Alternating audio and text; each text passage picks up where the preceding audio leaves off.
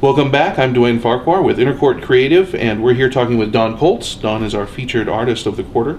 Don is a fabric artist and quilter, textile artist, I should say. Does art quilts. And Don, I'd like to ask you specifically about a couple of these pieces in the corner here. This one up top of the Chinese horses. Tell me, what was your inspiration for that? Years ago, when I was just a wee person, we had a set of childcraft. It's a set of encyclopedias for children, and one of the volumes was about art. And I saw that picture. It's in the volume, and it was a Chinese drawing, and it always fascinated me because you can see the two horses, but there's two more in there, and when you see and it's just always stuck with me. So when I was participating in a color class, I knew that I had to do that composition, and so it was just one of those things that was able to happen, and that you're able to bring out. That I was able to bring out, and I just always remembered it and loved it. So something from your childhood that yes. you were able to see.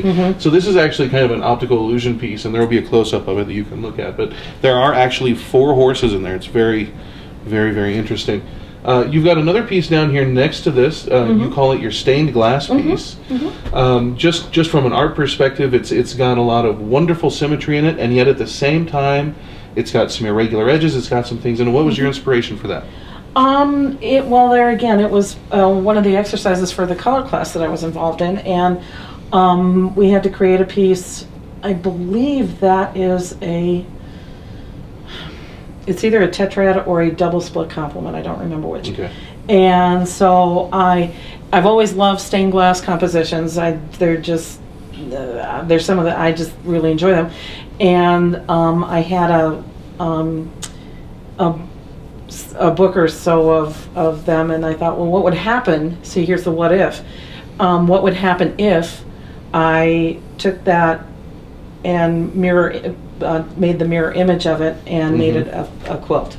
So you had a pattern for one side of it, and you duplicated that and brought it together as a mirror image. Okay. So you had to reverse the image. What made you take that and make the irregular edge to it then? How did that come about? As they would like pieces of glass before they're put into a frame.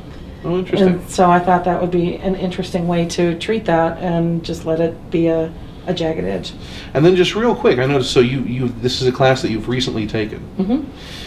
So that's kind of an interesting thing, and I think a lot of artists get to a certain point and then they decide, I've arrived.